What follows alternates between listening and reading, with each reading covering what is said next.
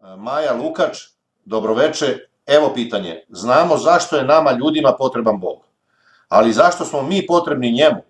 Zašto nas je uopšte i stvarao? To je pitanje, jel? Da. Dobro.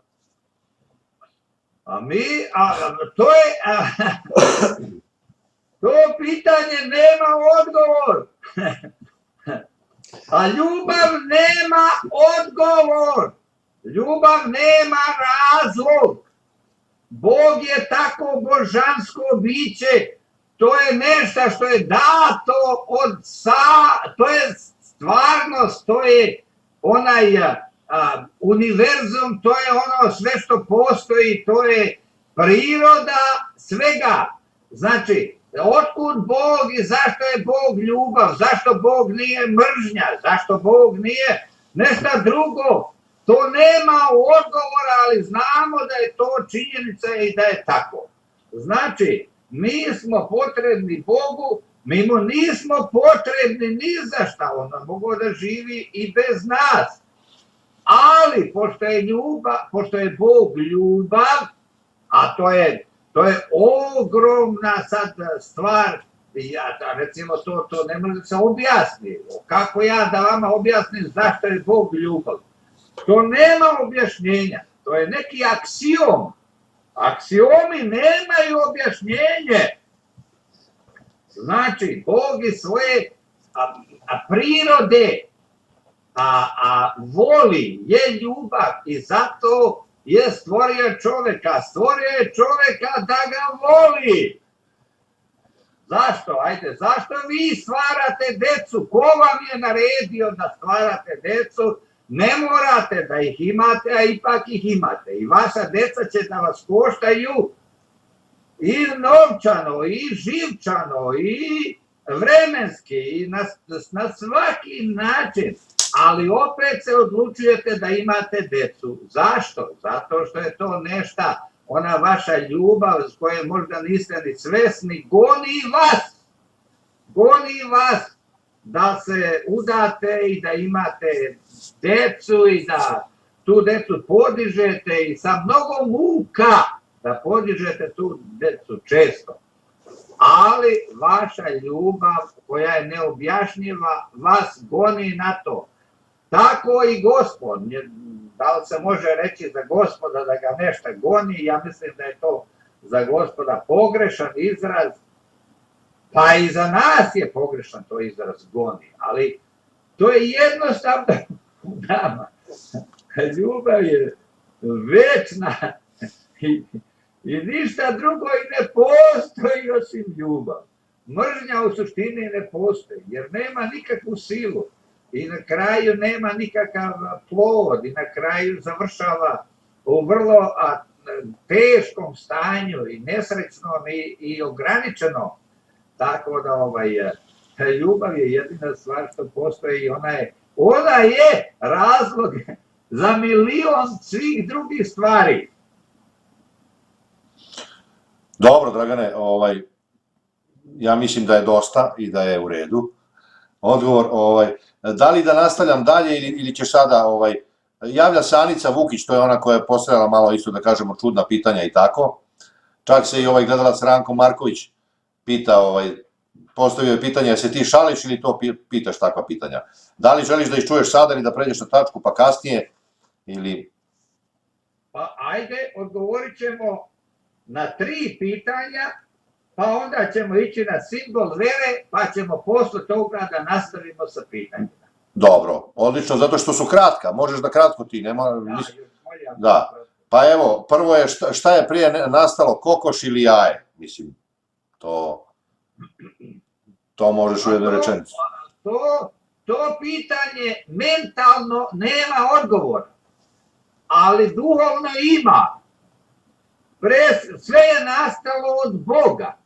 A šta je Bog prvo napravio? Pa sigurno po mom uverenju prvo je napravio kokoš, pa je onda ta kokoš snela jaje. Znači to je odgovor teološki. A ovako, ako ljudi koji ne veruju u Boga i onda postavljaju to pitanje, pa to nema odgovora. Bez Boga to pitanje nema odgovor. Sa Bogom ima.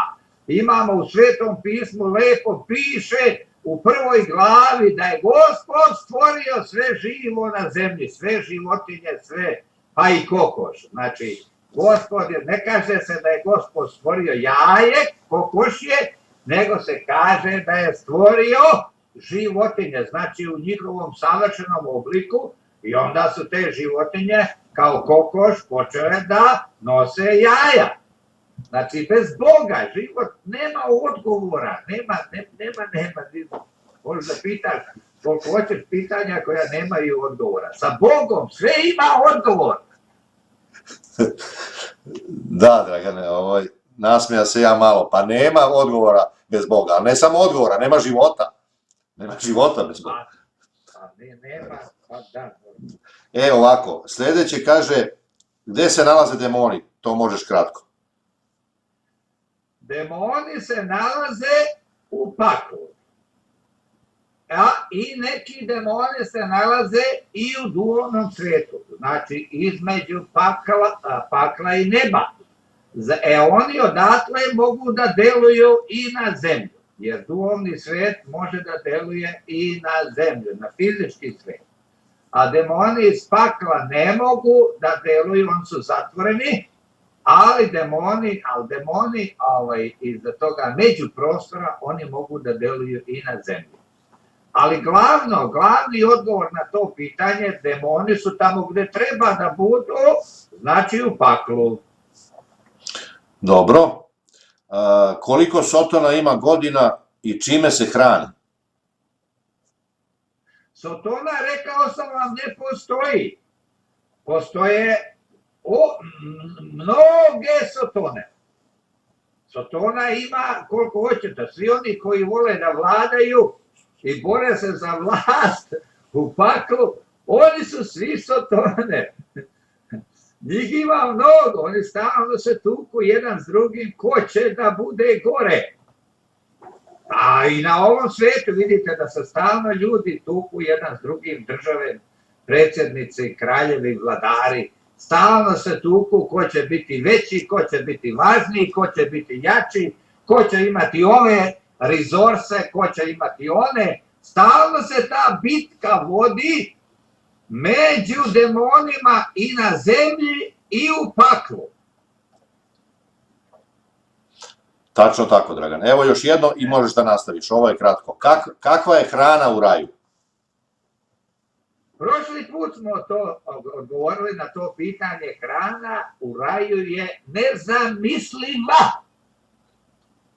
Ajde da se simbolično izrazim, da kažem da je 1000 puta ukusnija nego na zemlji. Prošli put sam rekao, ukusnija mnogo nego najbolje pečenje, kao neki simbol stvarno neke dobre hrane, volimo da jedemo pečenje. Mi koji jedemo meso, ima ljudi koji ne jedu meso, ima vegetarijanaca, ima svašta. Znači, mi koji jedemo meso, mi kažemo pečenje kad je dobro, kao što je nešto ukusno.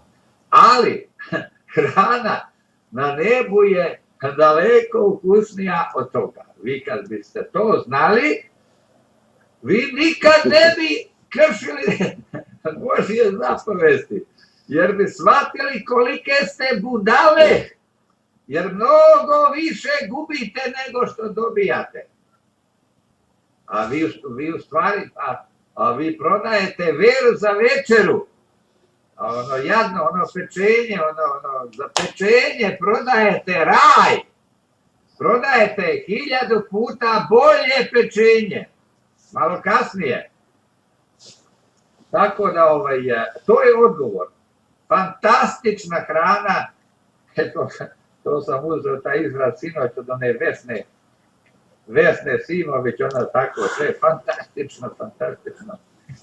Znači, idealna. Hrana je idealna. Nezamislivo ukusna. Samo onaj koji je probao, može da zna. Onaj koji je jeo tu hranu. Onaj ko nije jeo, ne zna. Kako ja vama da objasnim kako je nešto ukusno? Ako vi nikad niste probali so, Ja ne mogu vama da objasnim koji je ukus soli. Jedini način da vam kažem kakav je ukus je soli, da vi uzmete malo soli pa da stavite na jezik. A kako ja sad vama da objasnim ukus soli, a niste probali? Pa ja mogu da pričam 2 sata, vi opet ne biste znali kakav je ukus dok vi sami ne probate. Znači, mora da se doživi lično da bi se znalo.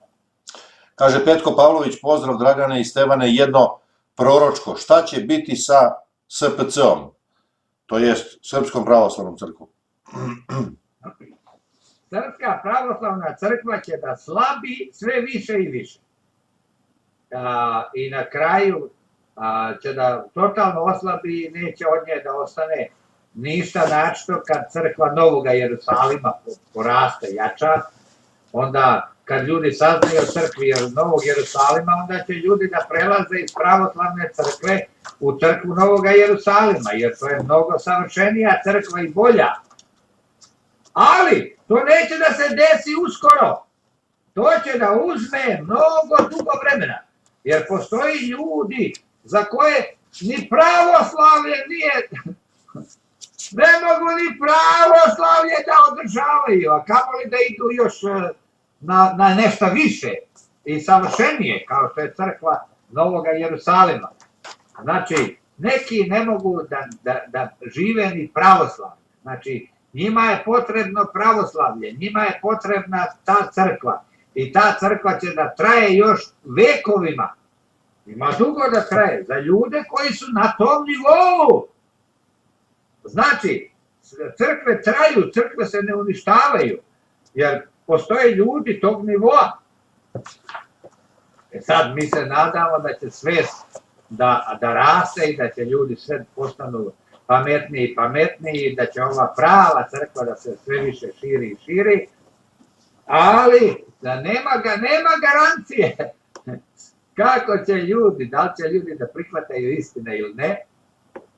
Nema, eto, pa zamisli sada, pa pričat ću ja o tome. Ja sam pričao juče sa jednim pravoslavcem, a on neće da me čuje, on kaže neće više nikad sa mnom da razgovara. Čovjek živi u manastiru, divan čovjek inače, ovako, rekao bi čovjek, liči na sveca. Ali ne može da primi, on voli pravoslavlje, on je zaljubljen u pravoslavlje. Ja sam jučer njemu rekao, ne znam da li me čuo, ti si zaljubljen u pravoslavlje, ti ne tražiš istinu, ti nisi zaljubljen u istinu, ti si zaljubljen u svoju veru. A ja sam zaljubljen u istinu. Ja tražim istinu, čak ako je ona totalno protiv mene. Ako je istina protiv mene, ja hoću da me istina satre. Hoću da satre sve moje lude i pogrešne ideje. I hoću da me uništi u sve u meni, da bi mogao da počnem iz početka na pravi način, na bolji način. Da ne kažem baš na pravi način, ajde da kažem na pravi način. Znači, ja dozvoljavam istini da me koriguje, ja cenim istinu, ja ne volim nešto samo zato što je moje. Jeste, volim ja svoga sina zato što je moj, volim ja njega više nego nekoga, recimo, da kažemo, ko nije moj sin. To je normalno.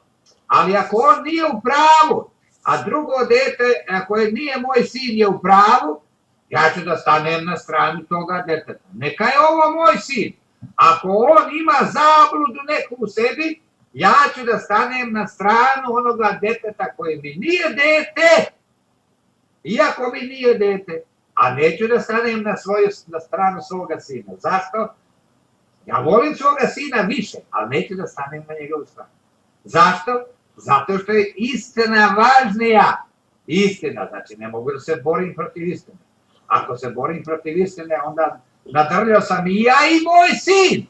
Niti ću pomoći sebi, niti ću pomoći njemu. Nastradat ćemo oba dvojica.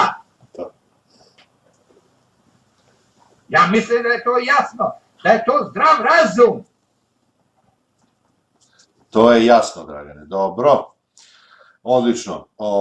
Ima sad jedno pitanje, neće baš biti jednostavno kratko, ali ajde sad Petko,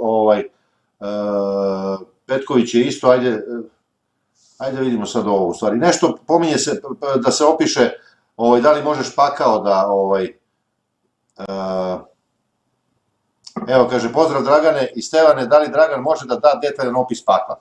Sad, on verovatno, sad ja ne znam da li on misli na kako to izgleda fizički, znaš, ili vrlo je teško, znaš, vrlo je teško. Detaljan opis pakla, detaljan opis pakla uzeo bi 100 godina. Da, ne bi moglo to, ne može. Tako sad da se bukvalno izrazim. Ali mogu da kažem, mogu da mu preporučim, neka nađe knjigu Nebo i pakao i neka pročita tu knjigu, tu je opisan pakao u puno detalja. Ako nemaš tu knjigu, nađi na internetu, nađi Swedenborgove prevode, ima to, ima toga puno. Pa ja sam hteo, izvini što te prekidam, ja sam hteo sad nešto da izdvojim, znaš, i da mu pročitam iz Neba i pakla. Ajde, možeš baš ako hoćeš. Ali, znaš šta, opet neću ga vratno zadovoljiti, jer on hoće opis detaljan, znaš, ne mogu to u jednoj stranici, znaš. Rekao sam, detaljan ne možemo dati, ali da možemo da damo neku crtu. Inače, crta ima beskraj. Beskraj ima, da. Znaš šta, najkraće, ja ću da mu preporučim ovako, jedan spot i jednu pesmu, što sam ti rekao tebi, za Chris Rea. On je napravio jedan spot, a pesma se zove, svi je znate, verovatno, to je Road to Hell. Chris Rea je izvođač. On je napravio jedan spot, ali cela verzija tog spota. Pazi, a prevedi naslov, jer ima ljudi koji ne znaju engleski. Aha, da, izvinjam se. Road to Hell je put u pakao. Tako mu se zove pesma. On je vrlo lep spot napravio, detaljan od toga kako njegova majka ustaje iz groba, nešto ga pita i tako on odlazi tamo. Mislim, po meni je fantastično uradio čovjek. Kao da je znao, kao da zna da postoji i tako. Tako da, ako neko ima vremena, nek pogleda, to je 3-4 minuta, ali celu verziju od početka, sa prevodom. Ima verzija sa prevodom. Znači, ne mora uopšte da zna engleski. Sve mu piše prevod dole, da vidite kako je on opisao šta se u paklu događa i kako ljudi i kako to izgleda. Kratko, ali onako jasno, slikovito, eto, slikovito. Da ne idemo sad u detalje, to bi trebalo mnogo da, dobro mu je Dragan preporučio, dobro je ovog Marijanu da uzme Nebo i pakao pa da pročita ipak sam. Ali za početak nek pogleda taj spot, bit će mu malo jasnije, eto, toliko. A ja ću pričati o paklu, u 5. tački imam pakao je večan. Tako da ću da kažem nešto o paklu u toj tački. Jer ima ljudi koji pričaju da pakao nije večan. Tako da ne razumiju ništa. Tako ja ću da to dokazat ću to na nekim, dokazat ću to kroz Sveto pismo, da je pakao večan. Da. Pa ne znaju ljudi, znaš šta Dragane, dosta toga, znaš. Mislim, tako da ne mogu da spoznaju to, ali sigurno je večan, jer Bog priprema i jednog i čoveka za pakao i za ovog, ti si to pričao o tome. On u zlom čoveku izvadi ono malo dobra što je imao da se on tamo ne bi patio i tako dalje. Znači, večan je, sigurno je večan, ali dobro. Ljudi misle da je pakao jedno mesto gde te Bog šalje proizvod. Da, to si dobro rekao. Da je pakao ono što si ti postao kao čovek. Što si izabrao si svojim životom. To je izbor tokom celog života. To je izbor tvoj, jednostavno. I to ne može se menja. Nema tu šta, nema tu promene. Nećeš ti da dozvoliš, neće taj da dozvoli. Ne može. Ne može, o tome se radi. Eto, to je. Evo ovako, ajmo, ćemo nadalje malo još neka pitanja, a? Ajde, ako ima još pitanja. Ima, ma kako nema, toga će biti uvek, nikad mi sad više nećemo stizati sve. To me raduje, naša publika je postala otvorenija. Ja mislim to je zato što sve više i više shvaćaju, jer čovjek kad počne da shvaća nešto, on počne da postavlja i pitanja. A čovjek koji ništa ne razume, on ne postavlja nikakva pitanja jer nije ništa ni razumio. To me raduje, znači postiže se neki napredak kod naše publike. Aleluja! Aleluja, ja isto kažem, slažem se s tobom, sigurno da je to, a i možda su se malo i opustili i tako, vidjeli da mogu da postave svako, da će biti svako odgovoreno, da mi nemamo nikakve predrasute o bilo čemu. Da. Ovako, kaže Ranko Marković, kolika je kritična starosna razlika između supružnika u slučaju kada je žena starija? Pa nema tu nekog jasnog odgovora, ali nije preporučljivo da žena bude starija iz nekoliko razloga. Prvo, žena ranije stari nego muškarac. Tako da onda žena će ostariti mnogo ranije nego muškarac, pa muškarac neće imati ženu za seks. A i to je bitno u braku. Tako da nije to bolje da je muškarac stariji. Ja sam vama pričao da ja se još osjećam kao momak, a žena mojih godina je već baba. Baba! Nažalost, to je istina. Pa ima izuzetaka, normalno ima izuzetaka, ima žena, ja sam rekao 2%, možda su izuzeci, ali u većini slučajeva nema, znači žena mora da bude mlađa od mene. Žena od 50 godina je kao sad ja, da kažemo da imamo isti nagon. Ona od 50 ima nagon još uvek možda kao ja od 70 ili nešto tako. Znači, nije to isto. Znači, žena treba da bude mlađa u većini slučajeva. Sada, ako se desi nekad neka velika ljubav ili nešto, ima uvek izuzetaka. Ali, Swedenborg nas isto lepo uči da velika razlika u godinama utiče na smanjenje ljubavi. Manja je ljubav, jer nema razumevanja tu. To je jaz među generacijama. Nema tu. Pa baš je žena brže sazreva od muškarca. Pa žena sa 20 godina je zrela, ako nije neka budala, ko muškarac od 30. Žena brže sazreva i brže i stari, zato znači. Znači, uvek je bolje da muškarac bude stariji, a ne žena. Ali ako je muškarac mnogo stariji, ne valja isto, nije ni to preporučljivo, jer onda nema razumevanja, onda nova generacija ne razume staru generaciju. Stara generacija ne razume novu generaciju. Može to da se desi, ima izuzetaka, ali pravilo je da ne bi trebalo da bude baš velika razlika. Znači, šta je bila suština pitanja? Ne razumem još uvijek. Šta je pravo pitanje? Pa dobro si odgovorio, to je to. Kaže, kolika je kritična starosna razlika? On je to upotrebio tako se izrazio. Nema pravila. Ako neko voli nekoga, nek voli, nema veze tu starost. Govoreći sa te strane emotivne, ali ima veze sa fizičke strane. Sa fizičke strane i tekako ima veze. Dobro. Aleksandra Bajić kaže, da li se nedeljom ne bi trebalo raditi po kući i inače bilo šta, pošto je nedelja dan odmora. Pozdrav svima. Ja sam i odgovorio na to pitanje, mislim da je jednostavno i lako, ali možeš i ti ako hoćeš da dodaš. Ja sam odgovorio da ništa što nije neophodno i ništa što nije izuzetno bitno ne treba se nedeljom raditi. Ono što samo spada, pričao si, naveo si primjer ovce, ako ti ovca padne, tada uzmeš normalno da ćeš izvaditi, ali ništa drugo ne treba se raditi po kući takvim stvarima. Nisam dalje zalazio, a možeš ti proširiti. Radi o ovci, ostavi ga do sutra. Ako je ovca upala u jamu, vadi je. Znači, šta znači ovca? Nešto što se desilo izuzetno, što nisi očekivao, neka hitna situacija, onda nema veze, Bog razume.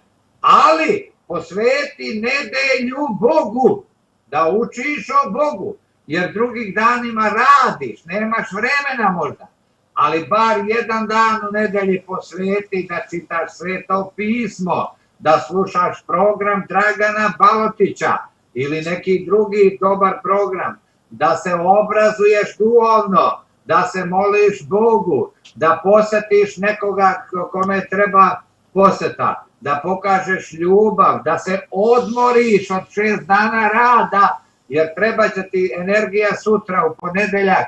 Znači, nedelja je stvorena za odmor i za obrazovanje u Gospodu, u Bogu, za duhovno obrazovanje. Znači, ne treba je kvariti drugim stvarima. Sad, ako se desi, znači, međutim, nedeljom mora i da rade službe neke. Nedeljom mora da radi doktor. Jer kad čovjek dobije napad srca, treba mu pomoć, treba mu hitna pomoć. Nema veze što je nedelja, to je ta ovca koja je upala u rupu. Dobio čovjek, razbolio se, treba mu hitna pomoć. Normalno da će hitna pomoć da radi i nedeljom. Policajac mora da radi i nedeljom. Jer ako razbojnik napada i nedeljom. Znači moraš da ima policajac koga možeš da pozoveš u pomoć. Znači on mora da radi i nedeljom. Sveštenik mora da radi nedeljom, jer nedelja je dan kad su drugi ljudi slobodni, pa on može da im propoveda i da ih uči Božjim istinama nedeljom. Znači njemu je dozvoljeno da radi nedeljom. Tako da postoje kategorije ljudi koje moraju da rade i nedeljom. A ima mnogo kategorija koje ne moraju da radi nedeljom. Radnja ne mora da radi nedeljom. Mogu ja da kupim sve stvari i za 6 dana onih drugih. Ne moram baš nedeljom da kupim. To nije ovca u rupi. Jedino ako ti je došao neki gost iznenada koga nisi očekivao, pa nemaš ništa u kući za jelo, onda i otiđi, pardon, idi otiđi u radnju i kupi nedeljom, jer desila se izuzetna situacija, znači upala ovca u rupu. Znači to je ta situacija izuzetna koja traži delovanje. Idi onda i kupi, a neće ti biti to greh. Ali ako si znala ili znao da ti dolazi gost u nedelju, trebaš da pripremiš hranu u subotu, a ne da ideš da kupuješ u nedelju. To izgovori, zauzeta sam 6 dana, imam vremena samo nedeljom, nije tačno. Koliko vi vremena proćerdate na glupe stvari i kako bi vi imali vremena da sve uradite za 6 dana. Neka mi niko ne govori da ne može da uradi svoje poslove te vrste za 6 dana. Jer nije tačno. Ja nisam još radio nedeljom nikad i evo me živog i zdravog i veselog. Znači, nije tačno. Može da se preživi i bez rada nedeljom. Samo sam jednom, kad kažem nikad nisam radio jednom me đavo natero da radim nedeljom, nešto iz moje kompanije, da morao sam da odem kod nekoga mušterije i ništa nisam uradio i ništa nisam završio i ništa nisam zaradio. Eto. Znači, nije mi to koristilo ništa što sam radio te nedelje, ali znate da svi mi padamo u neka iskušenja, ponekad ako čovjek podlegne đavolu, ali Bog mi je pokazao, džaba sam se trudio, ništa nisam zaradio. I nek mi nije dao da zaradim ništa, da me malo trgne, da me malo... Viš kako se ja sad toga sjećam? Neću više. Znači, dobio sam lekciju i dobio sam po turu ili po guzici ili po nosu i nema više. Dobro. Ovako, Marijan Oršolić nas pohvaljuje, kaže što dalje i dalje sve su bolji. Imaš podršku od ovog moderatora, dobar si. Marijan opet kaže, imam jedno pitanje da objasniš darove Duha Svetoga. Čekaj, da se zahvalim prvo Mariju. Mario Oršolić. Marijan. Marijan Oršolić? Da. To je kompliment, hvala Marijane. To je veliki kompliment i to je istina. Sve veće istine izlaze na video. Ja nekad se pitam, pa šta drugo da pričam, imam toliko emisija, toliko sam ispričao stvari ljudima, šta da im pričam sljedeći put? Međutim, svaki put, sljedeći put imaju neke nove teme, novi doživljaji, novi subjekti, o čemu može da se priča, daje mi Gospod Bog, znači stalno, novu građu. Tako da ne moram da se ponavljam, osim tamo gdje je stvarno to ponavljanje potrebno. Tako da, da, sve nove i nove teme i bolje obrađene, ja mislim, to je istina što je Marijan rekao. Hvala opet. Dobro, evo njegovo pitanje. Kaže, možeš li da objasniš darove Duha Svetoga? Ne znam šta je po tim mislio, ti ćeš bolje znati. Meni nije. Pa ima to, piše se o darovima, piše u Svetom pismu o darovima Svetoga Duha, to je opisao apostol Pavle, to može da se o tome priča puno, ali ne znam šta da kažem glavno, ajde da kažem ovo. Važniji su plodovi Svetoga Duha nego darovi Svetoga Duha.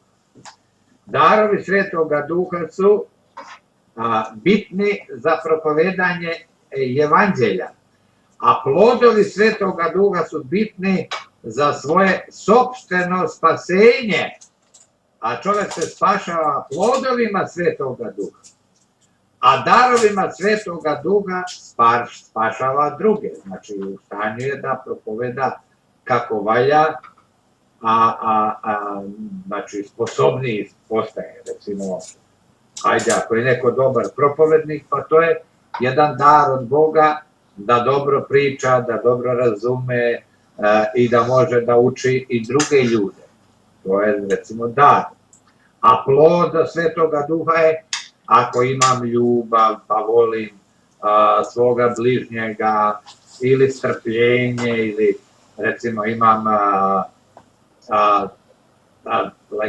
ono što je dobar karakter. Znači, plodovi Svetoga Duha se odnose na karakter, a darovi Svetoga Duha se odnose na sposobnost. Čovjek koji ima darove Svetog Duha, on je sposoban. A čovjek koji ima plodove Svetoga Duha, on je karakteran. Znači, on je dobar čovjek, on je spašen čovjek. Tako da, o tome ću nekad možda da pričam više, ali ajde neka to bude za sada dovoljno, jer to ako počnemo, bit će mnogo dugo. Ima tu ima puno darova Svetog Duha i ima puno plodova Svetog Duha, znači neka ostane za sada da nam je važniji su nam plodovi nego darovi. Kad imaš plod, može da se da dar i neće te upropastiti. Ako nemaš plodove Svetog Duha, a ja ti dam dar, onda ti se pokvariš. Ako ti nisi skroman, ako nisi pošten, ako nisi fin, ako nisi pokoran, onda ako ti Bog da dar Svetoga Duha da činiš čuda, onda ti počneš da se praviš važan, ti postaneš da misliš o sebi da si nešto specijalno, pa počneš da se praviš važniji i bolji od drugih, onda taj dar te upropasti, ti postaneš loš čovjek na taj način. Znači, opasno je imati darove Svetoga Duha ako nemaš plodove Svetoga Duha. Znači, plodovi su prvenstveni i važniji. Sa plodovima dolaze posle darovi dobro. Bez plodova darovi obično uništavaju čovjeka.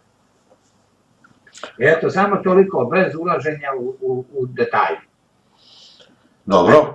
Aleksandar Petković, pitanje. Kad neko kune u crkvi na ikone, daje novac, uz želje da druga osoba dobije najgore bolesti, kažite nešto o kletvama. Da li takvi ljudi će biti kažnjeni od Boga? Pa zavisi zašto ga kune. Prvo, kletva na ikonama, to je pogrešno, jer ikone nemaju ništa s tim. I blagoslov i neblagoslov, to je kletva, dolazi od Boga, a ne od svetaca. Znači, to je paganska tradicija. To je idolopoklonstvo. A drugo, treba biti vrlo oprezan sa kletvom. Gospod kaže, a ne svetite se, ja sam osvetnik. Znači, neka Gospod se sveti ko je zaslužio osvetnik. A treća stvar, u Starom Zavetu ima kad Gospod kune sam, kad Gospod ima kletve, znači kletva nije 100% pogrešna. I postoje ljudi koji zaslužuju kletvu. Znači, postoje, ali to su retki slučajevi, to je baš onako, to su ljudi koji su prešli crvenu liniju. Znači, njima nema više oproštenja.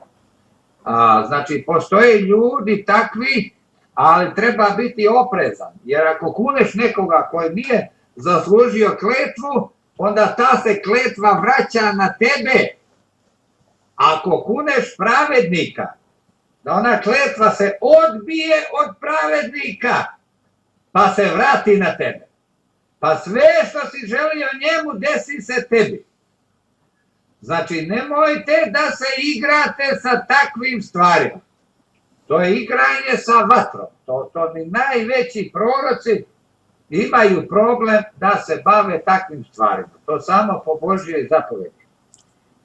Vi znate da i arhanđel Mihajlo, kad se borio sa satanom, drugim rečima sa paklom, za telo Mojsijevo, znate šta je rekao satani, drugim rečima đavolu, koji je tu bio i borio se za telo Mojsijevo, drugim rečima paklu, znači on im je ovako je rekao, ali u prenosnom smislu satani, tako piše u Svetom pismu, to je prenosno. Znači ja nekad ne kažem neku reč, ali to ne možete bukvalno da shvatite, opet znači trebate da shvatite na pravi način. Znači, arhanđel Mihajlo je rekao satani, neka te Gospod pokara. Znači, arhanđel Mihajlo sveti nije hteo da prokune Sotonu, nego je rekao, neka te Gospod prokune. Znači, ne on, znači to je vrlo opasno, jer arhanđel Mihajlo zna da samo Gospod zna kakav je ko i ko zaslužuje kletvu, a ko ne. Znači, to je vrlo opasna radnja, to je za mnogo više ljude, za mnogo veći nivo ljudi koji će da se bave time. Dobro. Evo ovako, ima Radovan nešto, evo sad ću ti reći malo, da pojasnim, kaže, Dragane, uradio si sličnu stvar kao i Nikodim Bogosavljević. Interesuje me vaš odgovor zbog čega takva reakcija na pitanja gledalaca, evo prepiske iz prošle emisije. I on sad navodi neku prepisku, pre 5 dana, nisi ništa, zato si ti ovo rekao sada, mislim, kaže pre 5 dana, nisi ništa pametno rekao, to o čemu ti pričaš, ja sam još davno prošao i prevazišao za nebuloze o kojima ti pričaš, ja nemam vremena. On verovatno govori, odgovor Nikodinov tebi je bio da nema vremena za sektu i za ovo, pa on sad vezuje za to. Kako sam ja razumeo? Pa ne znam, u čemu se sastoji, šta je poruka, ne razumijem, u čemu se razumije? Pa poruka je da si kao i ti napravio, kaže, Dragane, uradio si sličnu stvar kao i Nikodim Bogosavljević. Kako? Pa ne znam, evo sad, da je to dobro pitanje kako da. Kaže... Šta sam ja to uradio kao Nikodim?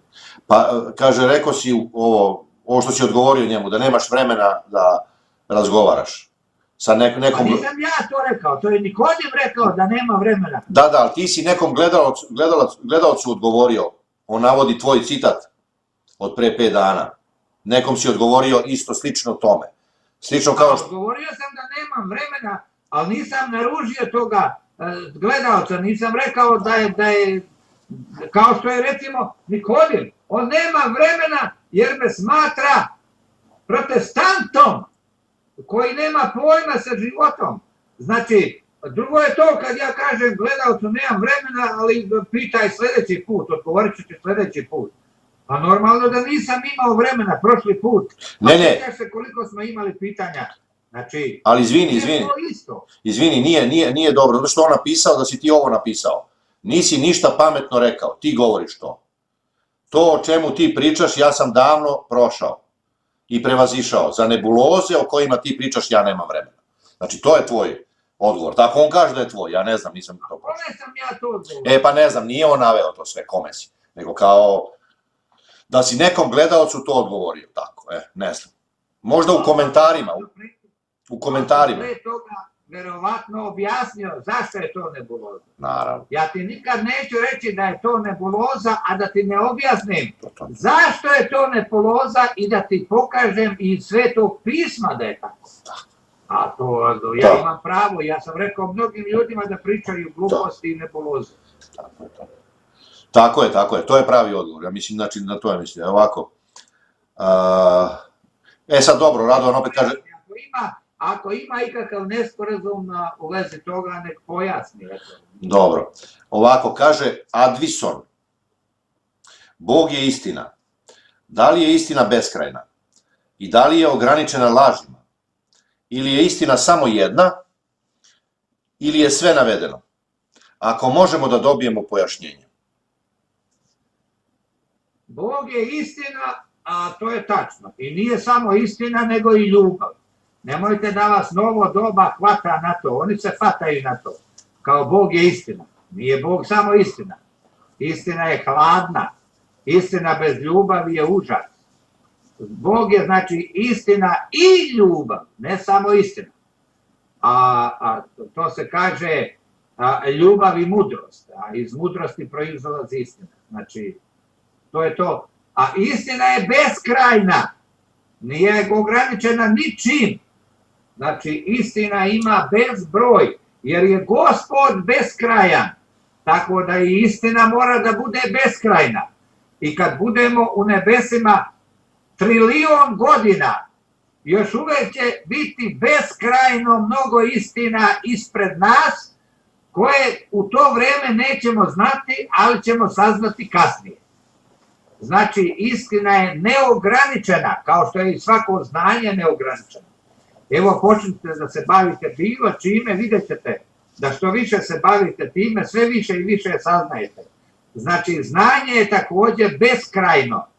Evo, počnite da se bavite, recimo, religijom, pronaćete da ima 1000 knjiga napisane u vezi toga i onda posle toga pronaćete da ima još više. Počnite da se bavite mašinstvom, vidjet ćete koliko to može da se produži do u nedogled. Počnite da se bavite bilo kojim zanatom, vidjet ćete što se više bavite tim zanatom, vaša radnja će se sve više puniti raznim drugim novim alatima u vezi toga posla. I vidjet ćete da sve više i više ćete da znate i da učite i da postajete sve bolji i bolji u tom zanatu. Tome kraja nema. Sada, da li je istina ograničena lažima? Ne. Istina nije ograničena ničim. Laži ne mogu da ograniču ništa. Laži su praktično ne postoje. Laži su samo trenutne. Laži su sve ograničene u paklu. Znači, laži nema, na nebesima nema laži. Laži ima na zemlji i u paklu. Nema više nigde. Tako da, ali zemlja je tu, znate, već mora da se testira čovek, a znači potrebno je da budu i laži tu, a već laži su ograničene u paklu. Pa možemo da kažemo da je i laž na neki način beskonačna, jer čovek stvarno može i da laže u beskraj, samo što je laž nemoćna. Nemoćna. Jer ako neko kaže da je 2 više 2 57, on nema moć da to dokaže. Znači, nema, ako izgradi neku matematiku na bazi da je 2 više 2 57, napravit će velike greške i taj njegov projekat neće uspjeti, slomit će se. I tako, znači, laž je bespomoćna, a istina je svemoćna. Dobro.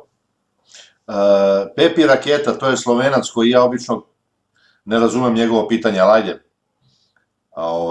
Kaže, čao, kako se bomo borili prema čipu koji nebo imao čipa žiga, neboš ne kupio, ne prodao, kako bomo živeli? Pozdrav. Pa vjerojatno misli kako se boriti protiv... Čip nije duhovna kategorija. Čip nema veze sa duhovnošću. Taj čip o kojem on govori desio se 1757. godine. Znači, još odavno taj čip je prošlo. To što se sada priča o čipu, to su političke stvari. To nema veze sa duhovnošću. Znači, čipovanja, ratova, to su, bit će toga koliko hoćete, to su sada bitke na zemlji između dobra i zla, ali to nije duhovna kategorija, nego politička.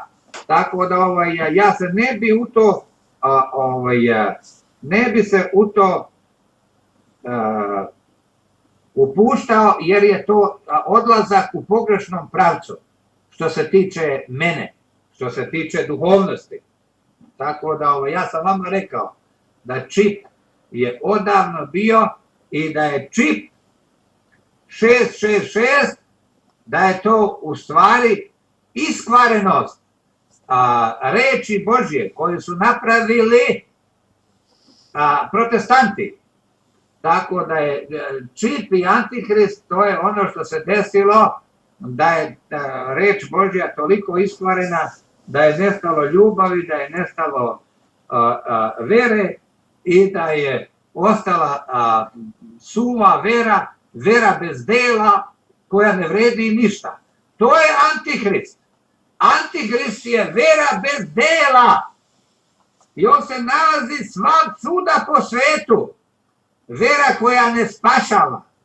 To je antihrist. A nije antihrist neka osoba kao neki čovjek, pa će onda vlada svijetom. Toga će biti, jer ljudi koji veruju u bukvalnost Svetog pisma, on će da prave i antihriste, on se toga drže bukvalno, pa će tu biti razni politički pokušaja iz antihrista i ratova i svega, ali to nema veze sa Svetim pismom, to nema veze sa duhovnim stvarnostima. To su pogrešna tumačenja Svetoga pisma, to je knjige Otkrovenja. Dobro, da nastavljamo ili ćeš malo na program? Ima pitanja, ne možeš ih odmah sve. Ajde sad ću da nešto malo kažem, pa ćemo se opet vratiti na pitanje. Tako je, dobro. Jedino ako ima neko pitanje koje onako vrlo jasno i glasno i čisto, da kažemo, kratko, mogu, ajde još jedno, ajde, da ne iznenadim kao odjedanput neću više da odgovorim. Aha, evo sad pokušam da nađem nešto što kažeš.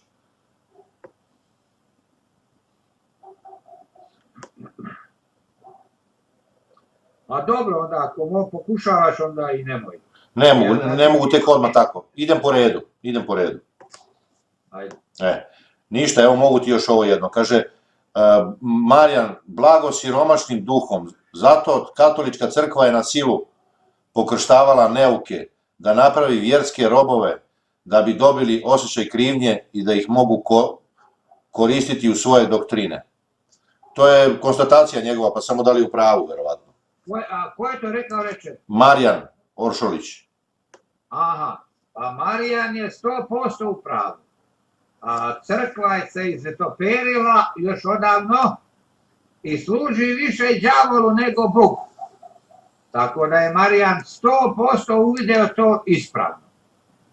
Slažem se ja sa njim. A blago siromašnima u duhu, to ne znači ono što crkva naučava. I ne znači blago siromašnima da čovjek bude siromašan fizički. Jer vi znate da je crkva, da je evanđelje duhovno, a ne fizičko. Ne odnosi se ništa na fizičke stvari, nego uglavnom sve na duhovne. Tako da nije vrlina biti siromašan. Nije nikako. Čovjek može da bude siromašan i vrlo zao. A čovjek može da bude bogat i jako blag i blagosloven i da pomaže stotine drugih ljudi. Znači, ne radi se o siromaštvu ili o bogatstvu. Radi se kakav si čovjek. A to da ima mnogo bogatih koji su zli, to je istina. Da bogatstvo obično vodi u zlo, a više nego siromaštvo, to je isto također istina. Ali, ne može se da postavlja nikakav definitivni odnos između te dve stvari. Znači, čovjek treba da bude blagosloven, Božji, dobar, pa bio siromašan, bio bogat. Nema veze. Ja kažem, ja nekad svome sinu kažem, ja mu dam savjet. On je mlad još. Ja kažem, ako ne možeš da budeš bogat, možeš da budeš pošten. Znači, u budućem životu, ako vidiš da ne možeš da se obogatiš, ali uvek možeš da budeš pošten. Pa budi bar pošten. A to, da li ćeš biti bogat, ako ti Bog da, bit ćeš, ako ti ne da, nećeš. Ali pošten može da bude i siroma i bogat. Poštenje, nema izgovora za nepoštenje. Nema izgovora. Doduše imaju siromašni lakše padaju u neku vrstu nepoštenja, jer oni kad nemaš hleba da jedeš, onda ideš i da kradeš i da... Ali i to nije uvek slučaj. Znači čovjek može i kad je siromašan da bude pošten, ali jeste da je siromaštvo veliki izazov i veliko iskušenje da počneš da radiš ono što nije po Božjoj volji. Ali siromah kad ukrade hleb, to i nije greh. Siromah ima pravo da uzme hleb. U Svetom pismu piše da siromah ima pravo da uđe u tuđu njivu i da jede do mile volje. To nije greh. Jer preči je ga glad da zadovolji svoju nego ono njegovo, da li će imati 100 tona ili 100 tona i 10 kila žita, recimo, ili već nekog proizvoda. Znači, Bog se više brine o siromahu koji je gladan, nego o bogataševom profitu. Addison je postavio jedno interesantno pitanje, mislim da bi to mogao. Evo ovako kaže, da li ste na nebesima mogli da čujete Božji ili neki drugi jezik? Kako je zvučao jezik ljudi u ranim crkvama, poput Adama i Eve? Jesu li se oni sporazumevali mislima? Apsolutno ovaka je situacija. Na nebu postoji samo jedan jezik. I taj jezik se osjeća kao misli. On je više u formi misli. Ono što čovjek misli, onaj drugi zna šta ja mislim i odmah mi daje odgovor. Ja kad sam išao da studiram teologiju Emanuela Swedenborga u Filadelfiji, ja sam živeo na kampu. Ja sam živeo gdje je koledž, gdje je fakultet. Ja sam imao pun dodir sa ljudima koji pripadaju toj crkvi, oni dolaze i sa studentima, i znači svaki dan sam sa njima živio. Ja kad nešto pomislim, oni odmah meni počnu da govore o toj stvari. To je vrlo interesantno bilo. Oni su znači već toliko duhovni ljudi. Ja imam neko pitanje u glavi i sad ta osoba koja je sa mnom ili nekoliko njih koji su sa mnom, oni počnu da pričaju o tome o čemu sam ja mislio. To je dokaz da je taj narod stvarno duhovan. Znači oni osjećaju moje misli, oni čuju moje misli. Sad nemoj da mislite da svaki od njih to čuje. Ima i njih koji nisu toliko duhovni. Ali ima i koji jesu i tačno ti odmah mi kaže ono što mislim.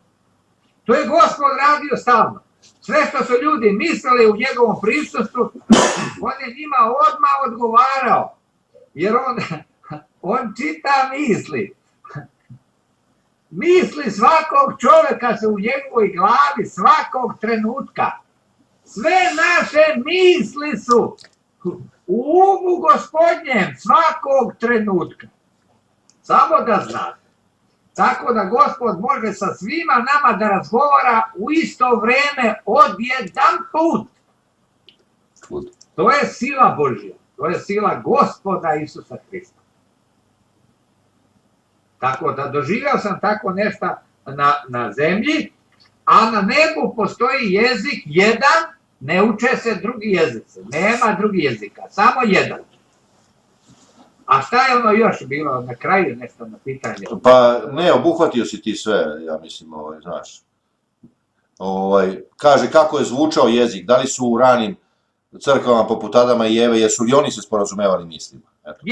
Jesu, to sam mislio, to sam bio zaboravio. Da, prva crkva, koja se zvala Pradrevna crkva, oni su se sporazumevali tako. Oni su imali samo jedan jezik, taj nemušti jezik, da ga tako nazove. Evo ovako, kaže Radovan Radojčić, ono što je navodio onaj komentar da si ti lepo, Pedro, njemu si odgovorio. Ono što, znaš što sam pročitao? Jeste. Pedro je idiot. Totalni idiot. Ja zaista nemam. On priča takve nebuloze. Evo, čitajte njegove komentare ispod mojih videa. Jeste čitali? Ono je užas. Ja sam sa njim malo sam u početku nešto kontaktirao i odgovarao mu koliko se sećam, ali kad sam video da čovjeka je totalno otišao, pa kakav razgovor ja sa njim da imam. Čovjek, pa ne, on je iza nebuloza, on je, znači ne, ja zaista ne, pa i Gospod nije svima odgovarao. Nije ni Gospod svima odgovarao. Nekima je rekao samo teško ono, ništa drugo. Kako ćete izbeći prokletstvo pakla. Tako da, to ima takvi ljudi sa kojim ja ne mogu da razgovaram. I odbijam da razgovaram. Ali to je nakon što se uverim da je čovjek totalno daleko. Ali Nikodim, ja nikakvu glupost nisam rekao, pa da on ima pravo meni da kaže da nema vremena da se bavi protestantom. Pa to je laž, ja nikakav protestant nisam. To ne može se poredi. Ono što sam ja rekao jednom čovjeku koji nema veze ni s čim i ono što je Nikodim rekao čovjeku koji zna daleko više nego on i pitao ga pertinentne mu kritike dao. Dobro, Valentino kaže, da li Marija nije začela po Duhu Svetom? Valentino piše da li je Marija začela po Duhu Svetome. Da li nije začela, u stvari, on pita. Pa jeste, kako nije, pa nije Marija rođen, nije Isus rođen od Josipa. Ima ljudi koji ne veruju u začeće, bezgrešno začeće, tako ga oni zovu, Isusa Hrista, nego misle da je Isus Hristos sin Josifov, za koga se Marija udala. Kakav Josif, kakav Gospod Isus Hristos je začet od samoga sebe, od Boga Oca i od Svetoga Duha, drugim rečima od samoga sebe. Dobro, evo ima jedan komentar od Časlava Trandafila. Ja ne mogu da setim da li on ranije nešto to nije, ali evo, kaže pregršt... Jeste, ja sam razgovarao sa Časlavom dugo. Evo šta kaže Časlav. Pregršt osuda i omalovažavanja, ali sveobuhvatno smela govorancija sa dosta posrednih umotvorina o određenim suštinama. mada provejava duh gordosti koji nadima i udaljava od blagodati i unosi smutnju. Pa on, znači, Trandafil, kako se zove, on priznaje da tu ima, znači, dosta istina nekih, znači, dobro je, a taj duh gordosti pogrešno je interpretirao. To je duh samopouzdanja, a ne gordosti. Ja pričam sa samopouzdanjem jer znam tačno da je tako. Pa nisam ja gord, nego samopouzdan. A samopouzdanje je od Boga. To je bogopouzdanje. Jer ja govorim u njegovo ime. I ako ne govorim ispravno, on će mi suditi. I ja pristajem na njegov sud i na njegovu osudu. I sve što govorim, govorim u njegovo ime. Prema tome, niko ništa neka se ne brine za mene. Ako sam gord, Gospod će mi suditi. Ako sam samopouzdan, to jest bogopouzdan, onda će me Gospod nagraditi i dati mi radost neizmjernu, koju već imam često. Evo sljedeći komentari. Ne očekujem ja od Trandafila da on odmah razume sve ono što sam ja rekao. Ja sam rekao 14 zamerki simbolu vere. Pa on neće to da shvati odmah, ali će da shvati jednog dana ako Bog. Ali neka malo razmišlja. Ali shvata, evo dalje komentari, kaže, to već stoji, čovjek može da napreduje u dobru, u večnosti, a također i u zlu da napreduje, to jest to ne. To je dobro. Evo, shvatio je, znači, shvatio. Evo velike istine, isto on kaže, evo velike istine, prepoznaćete ih po nedelima njihovim. Dobro, ovo činjenično ide, ali kako stojimo na ličnom planu? To mi nije sad baš jasno. Kao, da li sam grešnik na ličnom planu? Aha. To ću ja da odgovorim Trandofilu. Ili Trandofil ili Trandafil? Trandafil. Trandafile, ja držim 10 Božjih zapovesti. A verovatno je Trandafil mislio na plodove Svetoga Duha. Znači, jeste. Znači, pogledaj moj lični život. Ja držim sve Božje zapovesti. Znači, pazi, ograničenje, postoji tu jedno, on možda misli da ja ne držim sve zapovesti zato što se ja interesujem da se oženim i pominjem seks nekad. Seks nije greh. A od 10 Božjih zapovesti, jedna od njih u vezi seksa se odnosi samo na brak, na preljubu.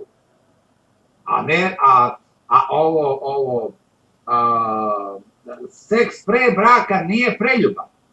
Znači, on može tu da ima neko drugačije razumevanje nego ja, tako on može da mi zameri možda na tome nešto malo, ali 10 Božjih zapovesti onako kako su rečene, ja ih držim. Znači, ne bi trebao da me osuđuje, trebao bi da mi čestita i da vidi u meni Božijeg čoveka, jer malo ljudi drži 10 Božjih. Kaže, Olja Marković, kaže, koliko godišnje zarađujete? Pozdrav iz Filadelfije. A ja ne zarađujem ništa. Ja ove programe pravim totalno na moj trošak. Nema nikakve zarade.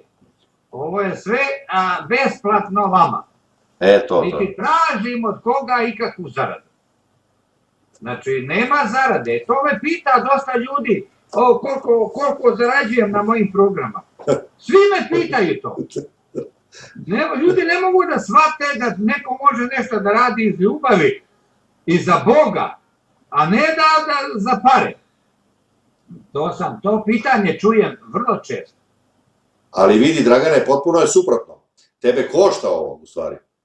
Tebe košta, u stvari. Ti si minus u ovome, ako gledamo tako.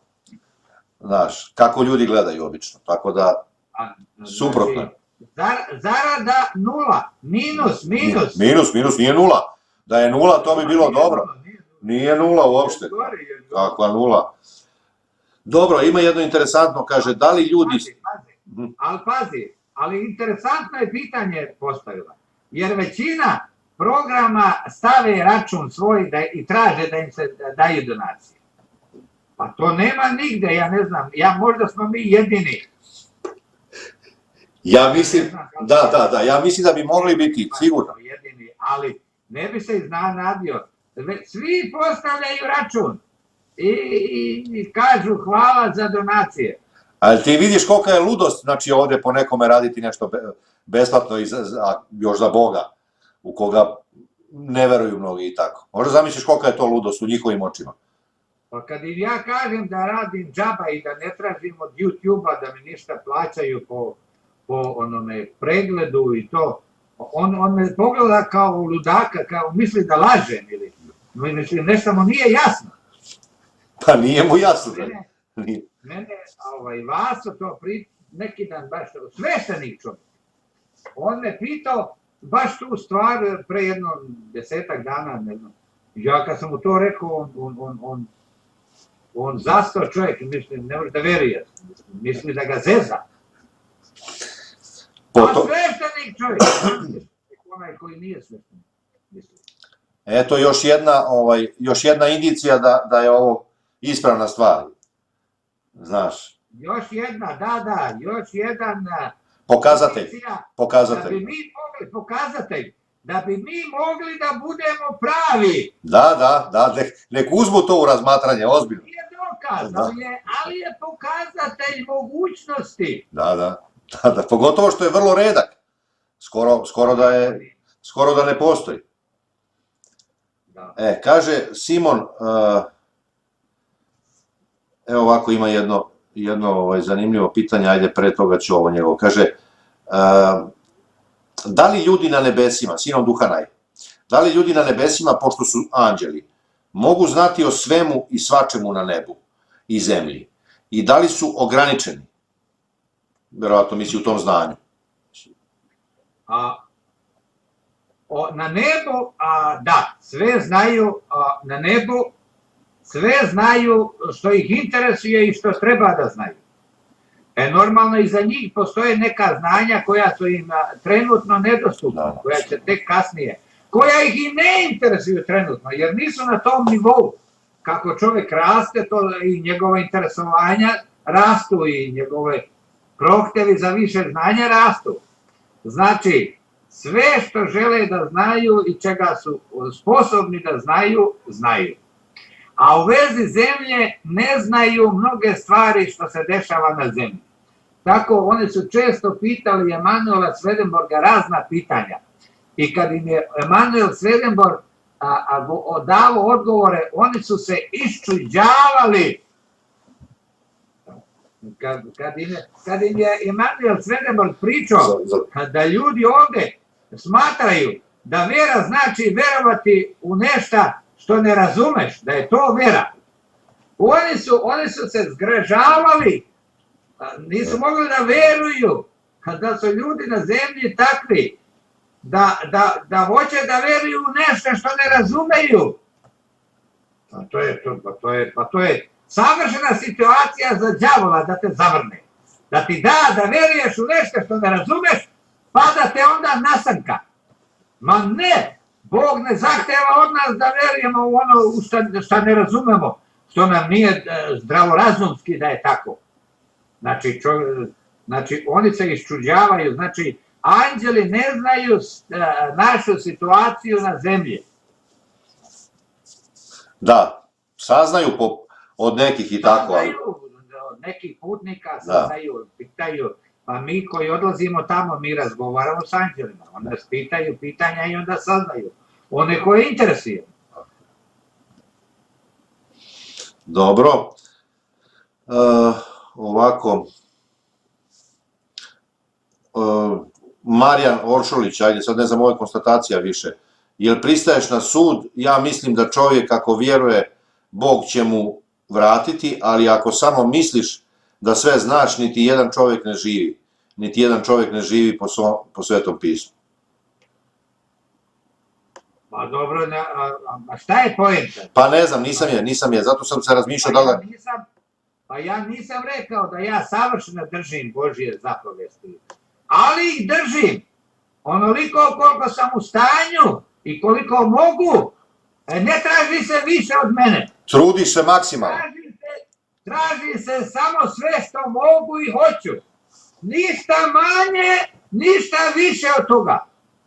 Alo, od mene se traži sve. I ništa više od toga. I ništa manje od toga. I ja dajem sve. Držim zapovesti kako god znam i umem i mogu što najbolje mogu. Da ih ne držim savršeno, pa to je taman posla, pa svaki čovjek. Pa nijedan čovjek nije savršen, pa nisam ni ja. Ja sam rekao malo pre, da postoje ljudi verovatno koji su mnogo bolji od mene, koji imaju više ljubavi možda, koji su bolji karakter od mene, ali znanje im je nikakvo. Ja ih ispravljam u njihovom neznanju. Ja ne osuđujem nikoga, nisam rekao ni za koga da ne valja, da nije dobar. To je samo Gospodu se ostavlja to. Ja samo kažem nisi u pravu, a ne kažem nisi dobar čovjek. Jer to samo Gospod, to je samo njegov. A imam pravo da ispravim čovjeka u njegovom neznanju. Ima jedno ovako, da kažemo, ma dobro i nije toliko neobično. Kaže Simon opet Duhanaj, da li može Dragan da kaže, da komentira nešto o Romima ili kako ih zove ciganima, zašto oni nemaju svoju državu? Da li ih je Bog poterao? Pa, ja mislim da su Romi proklet narod. Ja mislim da su oni došli sa Aleksandrom Velikim, nisam u ovo 100%, sad to je stvar istorije, a ja nisam stručnjak za istoriju, to je samo moje mišljenje. Ja mislim da su oni došli sa Aleksandrom Velikim kad se vratio iz Indije, da je on poveo neke robove iz Indije i da je povezao neke poveo Induse sa sobom nazad u Srbiju i takozvanu Makedoniju i tamo već gdje je živio. On je doveo te ljude ovdje, ja mislim da su Romi odatle. I oni su jako slični Indusima, vrlo liče, isto su onako brown, kako se to kaže, smeđa boja kože, isti su kao Indusi izgledaju i onako govore i stoje, ja kao da ih prepoznajem. Ali oni su proklet narod i zato nemaju svoju državu jer kradu, lažu, svašta rade, ne drže Božje zapovesti, pa kradu decu, čak su i to radili. Tako da oni nisu blagosloveni od Boga da imaju svoju državu jer je ne zaslužuju. Jer, znate da cigani imaju svoju državu, pa oni bi gore pljačkali svoje narod nego što nas pljačkaju ovi naši što vladaju nama. Oni bi gore bili. Naš bi bio svetac u odnosu na njih. Tako, ja mislim da oni nemaju svoju državu jer je ne zaslužuju. Dobro, evo imamo jedno, ne znam kako ovo da nazovem, ali kaže Marijan Duhanaj, pa bilo bi dobro neka donacija. Kaže, pa onda posle u još jednom, bar da se pokriju troškovi vaši. Eto vidiš, čovek A da nam neko pošalje svojom voljom, mi bi znali kako da iskoristimo tu donaciju. Ako ne za naše programe ili nešto drugo što nam treba, treba nam još nekih stvari da dokupimo. A ako nemamo nikome, mi bi dali nekome koje je sirotinja. Znači, sve donacije mi bi primili ako su iskreno date. Ja ne bi primio donaciju od neke kurve.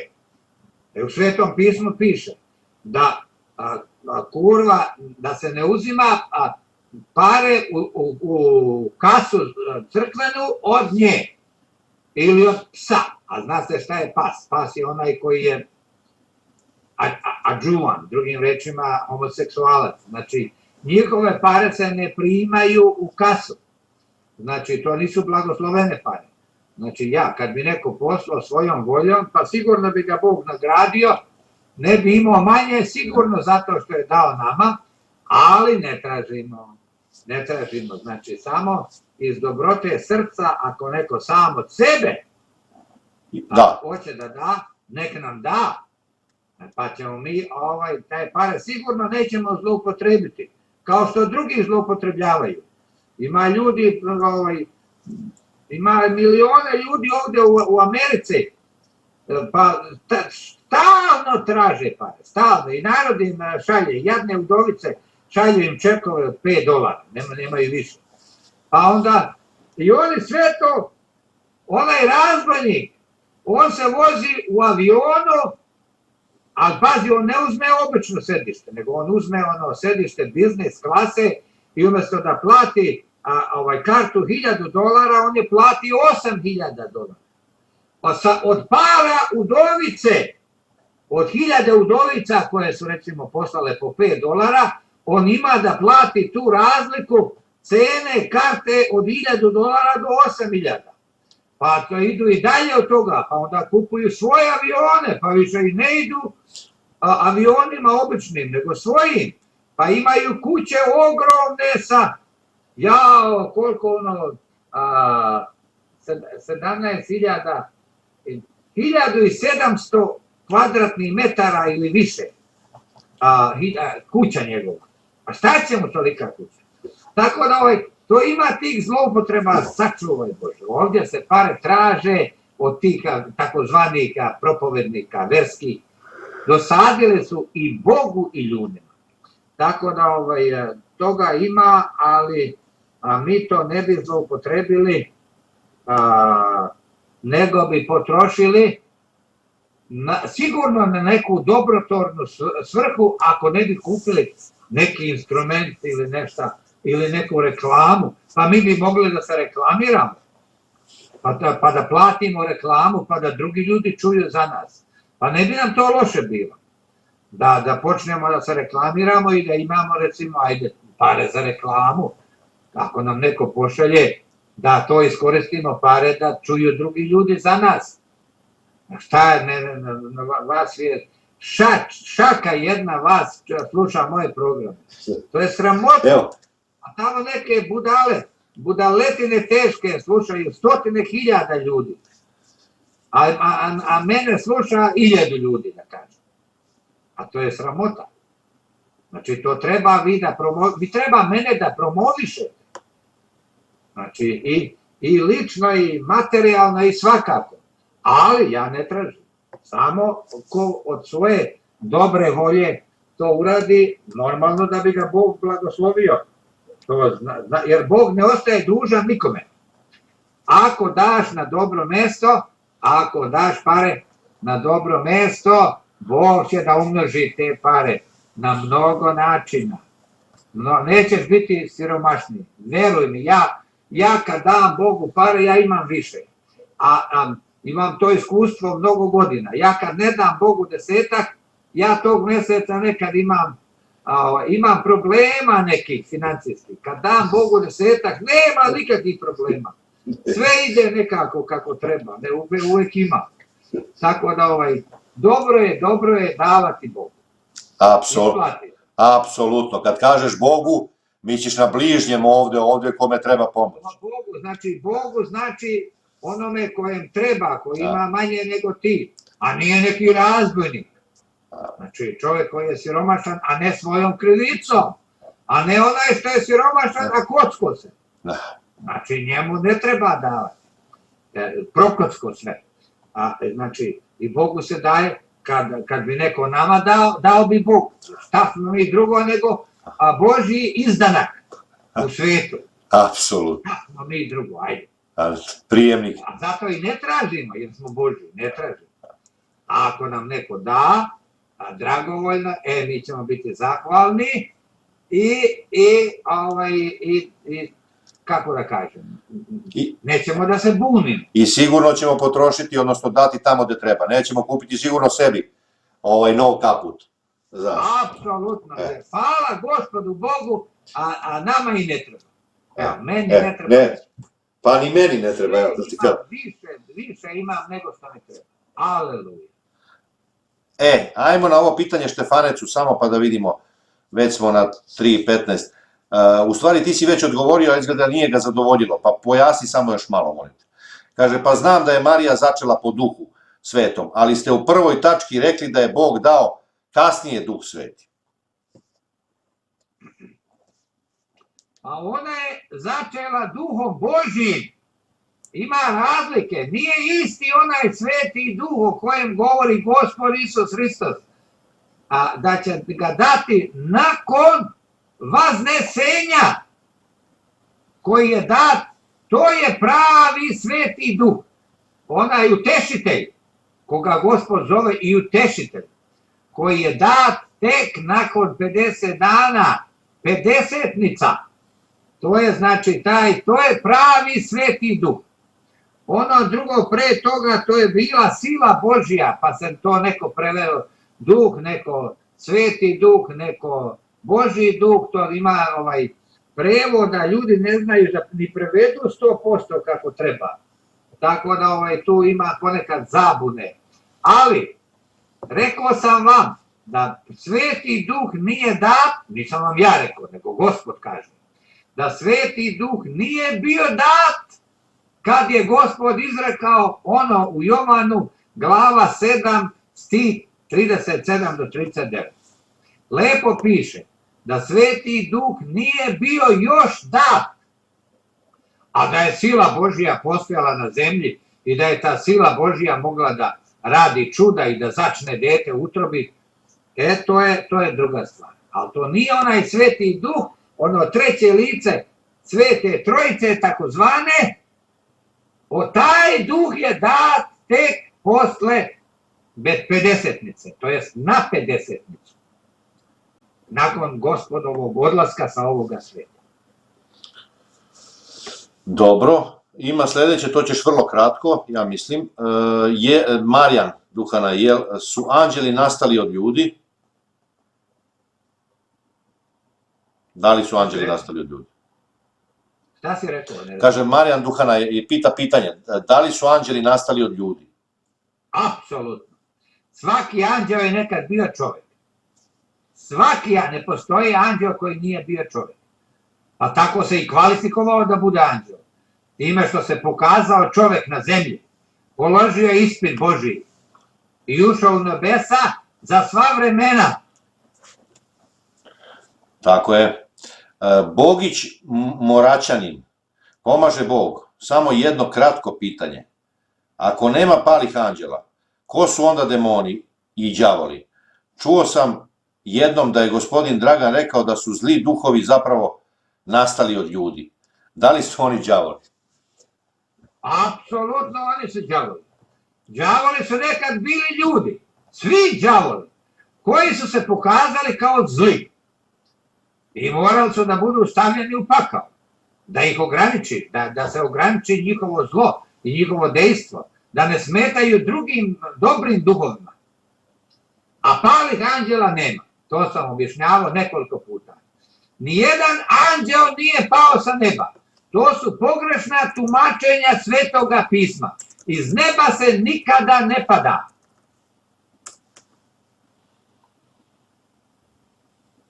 Pada se na ovom svetu, da. Postoje ljudi koji padaju na ovom svetu, pokazuju se bezbožni, pokazuju se grešni, pokazuju se nepokorni, pokazuju se nepopravljivi, kako se kaže, nepokajavljivi, nemaju pokajanje. Znači, postoje ljudi koji su bili dobri anđeli, ali padnu na ovom svetu, dok su još na zemlji, pa postanu zli, ali sa nebesa se ne pada nikad. Evo ovako, kaže Simon Duhana, jel imate PayPal račun? Pa onda kaže, dajte ljudi da pomognemo, bar da pokrijemo troškove, ljudi za nas džabe daju informacije vrijedne zlata od srca. Hvala, Simon Duhana. Vidiš ti čoveka, vidiš ti kakav je čovek. To je čovek. Vidi, to je prava stvar. kad ne tražiš, a neko ti daje. To je prava stvar. Sad meni je da... Tražim, pa mi neko da, a to više, to nije baš najbolje. A ne samo to, meni je drago što je uopšte se ovakav čovjek javio, zbog njega mi je drago, znaš, jer to je za njega dobro. Ja znam da je za njega dobro, kad je takav, kad ima takav. Pa čuj šta kaže, daju nam stvari koje su, kako je rekao? Vredne zlata. Vredne zlata, alo, pa to znači da čovjek uviđa da su ove stvari vredne zlata. To. Pa to znači da je on zlato, jer samo zlato može da prepozna zlato. Tako je, Dragan. Kaže Aleksandra Bajić, program je odličan, svake subote jedva dočekam 6. Obogatila sam se i srce nam poslala. Eto, vidiš. To volimo da čujemo. Kaže Mario Molnar, ja bih mogao slušati do ujutru. Ko kaže? Mario Molnar. Kaže, ja bih mogao do ujutru. Da slušam. Mario je opasan tip. Mislim, u pozitivnom smislu opasan. Da. Evo i onda kaže Mario da te prati od kad si bio sa Darkom koji vas je prevario, zato bih volio da vas ova donacija poboljša vaš rad i tako. To je Mario Duhanaj, a vidiš ima i Simon, a možda su to braća, a? Ne znam ko su, neka objasne ako... Da, ako žele da objasne, ne kažu da znamo. Kaže Simon, šta je onda arhanđeo ako je anđeo bio čovek? Arhanđeo je visoki anđeo. Na grčkom znači glavni, znači viši nivo anđelstva. Znači to arhanđeo, znači vrhovni anđel. Ali anđeli, vrhovni anđeli, neka društva na nebesima se zovu anđeo. Čitavo društvo, skupina od mnogo anđela, nazove se arhanđelom. Drugim rečima, arhanđel Mihajlo, to nije jedan anđel, to je jedna velika skupina anđela, to se zove arhanđel. Pa arhanđel Gabriel, Gavrilo, čuj Gabriel. Pa, da. Gavrilo, pa to je isto arhanđel, to nije jedna osoba, tu ima mnogo osoba. To je jedno društvo anđela, nebesko društvo, koji su svi slični i oni deluju kao jedna skoro osoba nekad u svojim raznim poduhvatima. Tako da, nemoj da mislite da su arhanđeli se često odnosi i na mnoštvo anđela. Dobro, kaže Advison, da li zevanje ima veze sa izlaskom duha iz tela ili ulaskom? Nema. Disanje je drugo, a drugo je duh. Da, naravno. Nije. Opet njegov isti on, Advison. Jel možete da pojasnite osenjivanje krstnim znakom? Da li, kako je pravilno i značenje simbola krsta? Ma ja, to su formalnosti, to nema veze. Ako ti ne držiš zapovesti, može tebe sveštenik da osenjuje 100 puta, nema od tebe ništa. Ako ti držiš zapovesti, možeš ti i bez osenjivanja krsta bit ćeš blagosloven. To su formalnosti svešteničke, oni su to izmislili sve te stvari, da skupljaju donacije za sve to. Dobro, kaže Bogić Moračanin. Još jedno pitanje, on je postavio... Pazi, a pa sad da ipak da dovršim odgovor. To ne znači da je loše biti osenjen krstom. Ako si ti iskren i ako ti stvarno poštuješ Boga i držiš zapovesti, pa te još sveštenik oseni krstom, to može da utiče na tebe da postaneš još jači, još bolji. Znači, ja to ne kritikujem kao praksu. Samo kritikujem kad je formalno, kad u tebi nema promene, kad je samo to, kad je samo.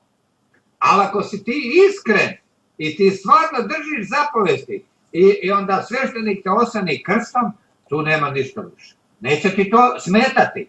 Ako ti ne pomogne, neće ti smetati. Jasno. Bogić Moričanin, on je imao pitanje pre, pa kaže još jedno pitanje. Kako đavoli utiču na ljude ako su u paklu? Jel mogu da utiču iz pakla ili su pobegli pa onda prave nered? Ako uopšte mogu da pobegnu.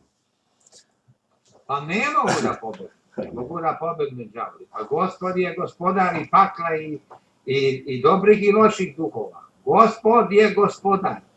Nema drugog gospodara. Jedan je gospodar, jedan je Bog, jedan se pita za sve. A kažu... Ne može niko da pobegne. Ali njemu nije... Da. Kako đavoli mogu da vrše dejstvo daljine? To. Pa čekaj bre, pa kad stoji ženska ili neki čovek 20 metara od mene i ja gledam u nju, 5-6 sekundi ženska se okrene, ona primeti da ja gledam i okrene glavu i pogleda u mene. Pa zar niste imali te doživljaje koliko puta? Znači, postoji dejstvo na daljinu. Postoji psihičko dejstvo. Znači, vaša duša ima ogromne sposobnosti o kojima vi ništa ne znate. Znači, postoji dejstvo na daljinu. Tako, znači, na tebe mogu da utiču i dobri duhovi i zli duhovi. Tako je. Ko odlučuje kada čovek treba da napusti zemlju i zašto? Koju zemlju? A ovu? Pa da. Ko odlučuje? Božja promisao. Pa Božja promisao je u svemu, pa i u tome. Pa Gospod znao napred kad će ko da umre. Pa za njega je sva večnost poznata. Pa njemu nema ništa nepoznato. Pa on zna dete koje će se roditi 1.000.000 godina od danas. Alo ljudi, pa razumete li vi sa kim imate posla? Alo! Pa on zna kad ćete vi umreti. Da li ćete ići u pakao ili u... Njemu ne treba to, te test, on sve zna. Nama trebaju testovi. Da se mi uverimo ko smo i šta smo. A on već sve zna. Za njega ne postoji budućnost. Jer on je i u prošlosti, i u sadašnjosti, i u budućnosti. Za njega je sve sadašnjost. On ne živi u vremenu. On živi izvan vremena i prostora. Nisam se davno ovako A znaš zašto, Dragane? Pa Gospod nas prati čitav život. Pa čitav život je želi da od nas najbolje izvuče. Pa on je sve vreme tu. I zna sve vreme, naravno, kako će se to odviti. Pa on nam pravi mesto. Najbolje moguće, prema našem. Pa kako bi on mogao da ima ono proviđenje da ne zna šta će biti iduće godine s nama? On mora da zna šta će iduće godine biti da bi me sada pripremio za tu situaciju. Alo! Božansko proviđenje zahteva znanje budućnosti. Kako je znao Hristos da će ga Petar izdati tačno kad pevac zapeva? Alo, kako je znao taj moment i kako je znao da će ga se 3 puta odreći? Ne 2 puta, ne 5 puta, ne 1 put. Tačno 3 puta i tačno kad pevac zapeva. Alo, dođite pameti, shvatite s kim imate posla. Kad imate posla sa našim Gospodom, Isusom Hristosom, Bogom sve večnosti, neba i zemlje. I ono što muslimani često kažu za Allaha, gospodarom svih svetova, to je Gospod Isus Hristos, gospodar svega, vidljivog i nevidljivog, i vremena i prostora, sve i svija. Ovako, kaže Advisonas, kaže neka vam Bog podari sve najbolje. Zahvaljuje se na odgovorima, verovatno. Onda Aleksandra Bajić kaže, ne umiru svi u miru. Da li su zbog, na primjer, nekog greha osuđeni na bolnu smrt neki? A loš život donosi bol. Ja sam rekao prošli put, greh prouzrokuje bol. Bolest. Bolest ne dolazi od svetosti. Bolest je prouzrokovana grehom. Znači, da, neki ljudi, ali to nije Božja osveta, jer Bog se nikad ne sveti nikome. To je jednostavno rezultat našeg života i naših izbora. Bol je rezultat mojih pogrešnih izbora u vezi, ajde da kažemo, zdravlja, u vezi bilo čega, gdje sam pravio neke izbore i pravio sam pogrešne izbore. Znači, nisam se obrazovao, nisam se potrudio da naučim Božju istinu u vezi toga, nego sam radio po svojoj nekoj pameti koja nije bila nikakva pamet. Tako da, da, to je tako. Valentino Štefanec kaže, video sam da u crkvi Novog Jeruzalema se ne krste. Pa gde ima da je naređeno da se krsti? Naređeno je samo krštenje u vodi. Nigdje u Svetom pismu ne piše da se krstim. Ali ja mogu da se krstim, to nikakav greh nije. Krst je znak na kojem je Gospod pobedio đavola i ovaj svet. To je mesto, znači simbol. Simbol pobede Hristove. Tako da nema tu ništa loše, nije krst loš. Ali nije mi naređen. Krst treba čovjek nosi u sebi. Znači, da ne potpada pod iskušenja, da ne propada u iskušenjima. To je krst. Da nosiš svoj krst, znači da ne padaš u iskušenjima. A ne da nosiš krst oko vrata. Ili da se krstiš. Ja vrlo retko se krstim. Krstim se ja kad niko ne vidi, ali kad neko gleda, ja skoro nikad se ne krstim. Ali imam dobar život. Nemam ja nikakvih problema. Slava Bogu. Tako da sve je dobro.